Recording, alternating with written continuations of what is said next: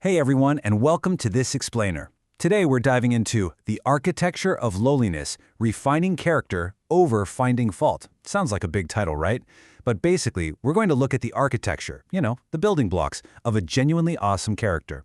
If you're right around 10 years old, well, you're at the absolute perfect age. You're starting to figure out exactly who you are and the kind of person you want to be. But we all get a little distracted sometimes, don't we? So we're going to discover how to actually refine our own character instead of just pointing out the faults in everyone else around us. So let me ask you a question. Why does being good sometimes feel so exhausting? Have you ever felt that way?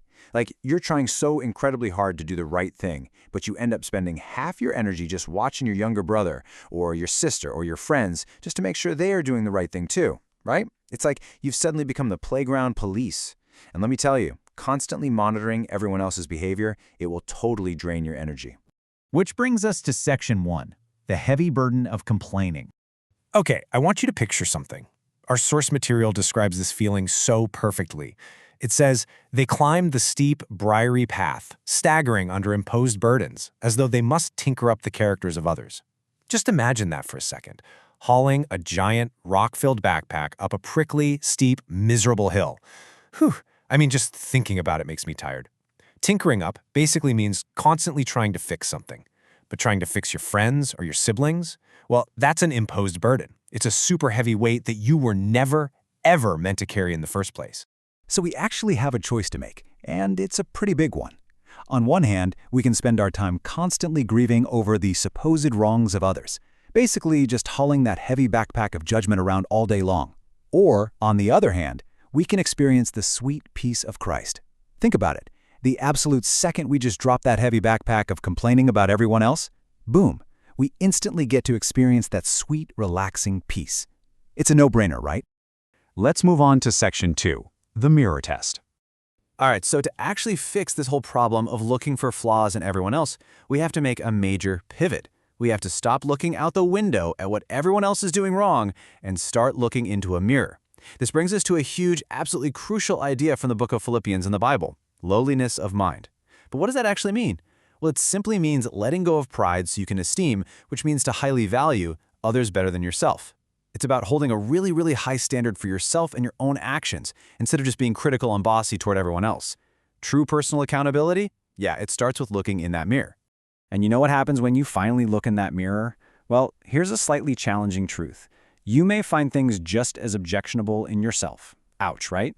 That means, if we're being really, truly honest with ourselves, when we criticize ourselves, we usually spot just as many flaws and smudges as the ones we're so incredibly quick to point out in other people. Every single one of us has things we need to work on, for sure. And that leads us right into Section 3, weeding out the bad. I absolutely love this analogy from the text. Think of your mind like this beautiful, blooming garden. Complaining and fault-finding, those are like ugly, prickly weeds that just choke out the beautiful flowers. We have to yank them out. And the text gives us 3 super simple steps to do exactly that. Step 1, stop looking at defects. Literally, just stop staring at the weeds. Turn your head. Step 2, keep beholding God's great things. Now, beholding is really just a fancy word for looking at or focusing on. And finally, step 3, fix your mind on eternal interests. Seriously, when you follow this simple 3-step action plan, you are quite literally pulling those mental weeds of complaining right out by the roots. All right, Section 4, focusing on the good. Now that the weeds are gone, we need to plant some beautiful new seeds in our minds. The text says to live only in Christ, utterly dependent on Him for beauty of character. And honestly, what a massive relief. This reminds us that we don't have to try to be perfect all by ourselves. Just like a little plant utterly depends on the sun and the rain to grow, we get to depend completely on Jesus to grow our good character. Let Him do the heavy lifting. Now, do you remember step 2 from a minute ago, the one about beholding God's great things? Well, here are the exact things we should be focusing on: purity, glory, power, kindness, affection, love. So, instead of zoning in on your friend's mistakes on the playground, fix your attention on these precious traits of Jesus. Think about His incredible power. Think about His overwhelming kindness. It really is a game changer. And when you do that, something amazing happens. The text promises you will have no desire to find the flaws in others. It's almost like magic. When your mind is completely packed with the goodness, the power, and the love of God, that urge to point out when your little brother messes up, it just fades away entirely. You're simply way too busy looking at the good stuff to even care about the minor flaws. Which brings us to our final part, Section 5, building each other up. Okay, so we've pulled out the weeds, we've planted the good seeds, and now it's time to become a detective. But wait, not a detective looking for crimes. We are going to become detectives looking for goodness. Consider this amazing piece of advice. If you are sharp to discern errors in others, be more sharp to recognize the good and praise the good. Think about that for a second.